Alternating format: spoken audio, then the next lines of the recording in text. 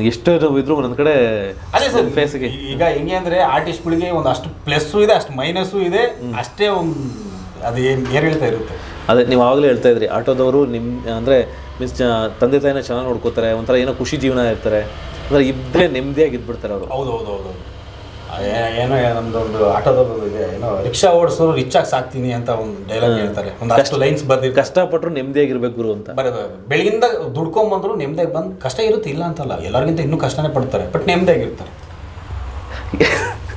ಯಾಕೆ ಮಾತು ಹೇಳ್ದೆ ಇದ್ರೆ ಈಗ ನೆಮ್ಮದಿಯಾಗಿರ್ಬೇಕು, ಇದ್ರೆ ನೆಮ್ಮದಿಯಾಗಿರ್ಬೇಕು.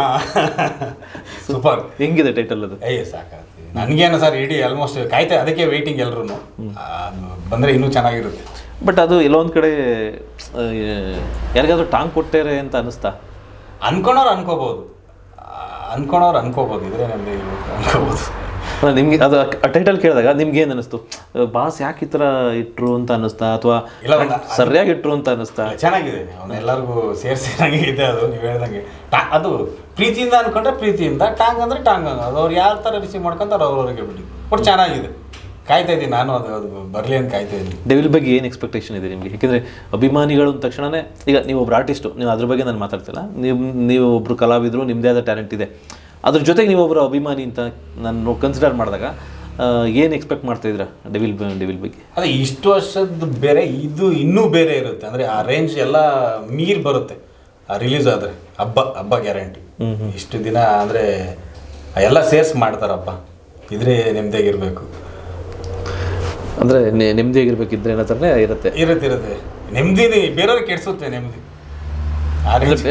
ಬೇರೆಯವ್ರ ನೆಮ್ಮದಿ ಕೆಡಿಸುತ್ತೆ ಆ ರೇಂಜ್. ಅಂದರೆ ಇಷ್ಟು ವರ್ಷ ಇರೋದಕ್ಕೂ ಬಿಟ್ಟು ಇನ್ನೂ ರೇಂಜ್ ಜಾಸ್ತಿ ಇರುತ್ತೆ ಅಂತ ಅರ್ಥ ನನ್ನ ಪ್ರಕಾರ.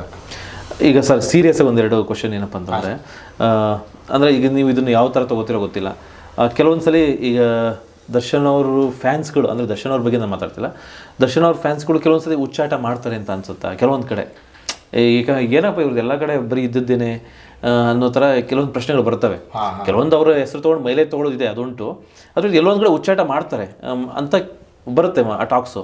ಸೊ ಅದ್ರ ಬಗ್ಗೆ ಏನು ಹೇಳಕ್ಕೆ? ಅದೇ ಈಗ ಒಂದಷ್ಟು ಜನ ಬೇಕು ಅಂತಾನೆ ಈಗ ಒಂದಷ್ಟು ಹೆಸರು ಮಾಡ್ಕೋಬೇಕು, ಇಲ್ಲ ಅಂತಂದ್ರೆ ಒಂದಷ್ಟು ಟ್ರೋಲ್ ಮಾಡ್ಕೋಬೇಕು, ಅದರಿಂದ ನೇಮು ಫೇಮು ಫಾಲೋವರ್ಸ್ ಸಿಗ್ತಾರೆ, ಇಲ್ಲ ನಾನೇನಕ್ಕೋ ಬೇರೆ ಅವಕಾಶ ಸಿಗುತ್ತೆ ಅನ್ನೋಕ್ಕೋಸ್ಕರ ಬಿಟ್ರೆ, ಅದೇ ಎಲ್ಲರನ್ನು ಬಿಟ್ಬಿಟ್ಟು ಇವ್ರಿಗೆ ಬರ್ತಾರೆ.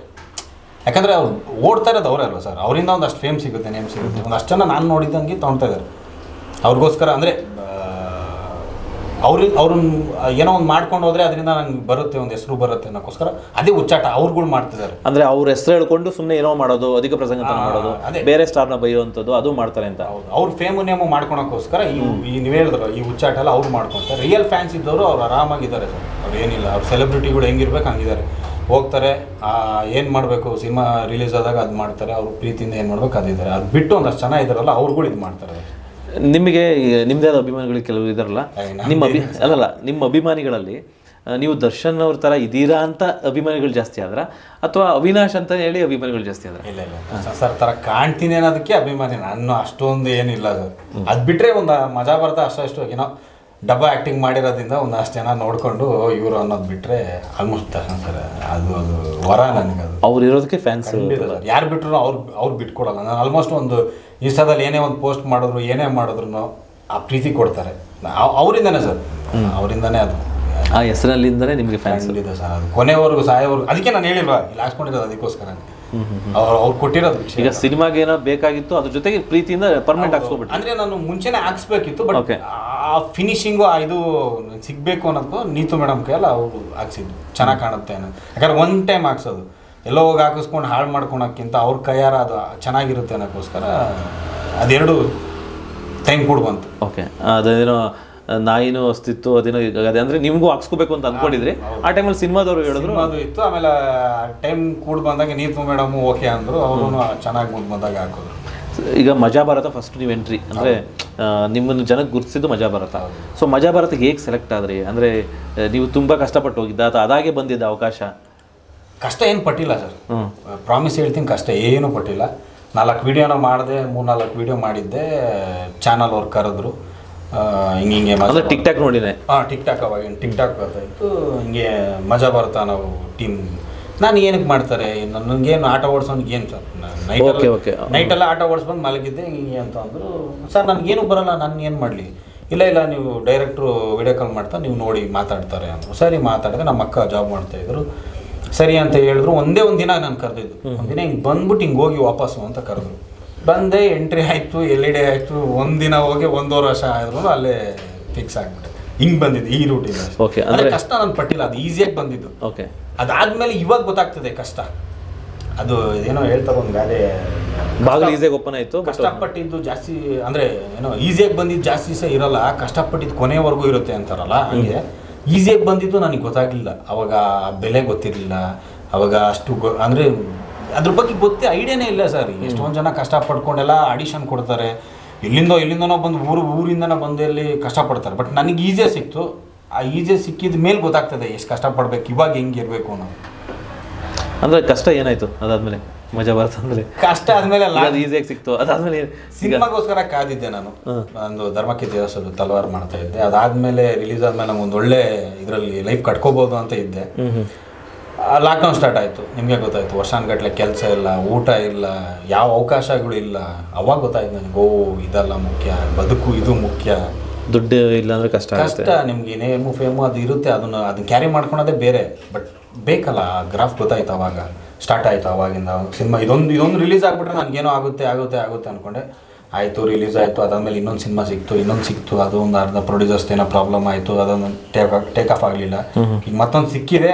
ಅದೇ ಸರ್, ಆರ್ಟಿಸ್ಟ್ ಹೆಂಗೆ ಅಂದರೆ ಇವತ್ತಲ್ಲ ನಾಳೆ ಒಳ್ಳೇದಾಗುತ್ತೆ. ಅದೇ ಬದುಕು. ಅದು ಯಾವಾಗ ಆಗುತ್ತೋ ಗೊತ್ತಿಲ್ಲ, ಭಗವಂತ.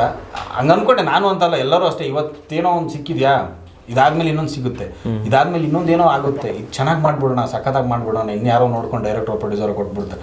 ಇದೇ ಬದುಕು. ಇದು ಕಲಾವಿದ್ರದ್ದು ಇದೇ ಬದುಕು. ಇದು ಈಗ ನೀವು ಹೀರೋಯಿನ್ ಅಂತ ತೊಗೊಂಡಾಗ ನಿಮ್ಗೆ ರಚಿತಾರಾಮ್ ಅವರು ಇದ್ರು ಅಲ್ಲಿ ಮಜಾ ಭಾರತದಲ್ಲೆಲ್ಲ.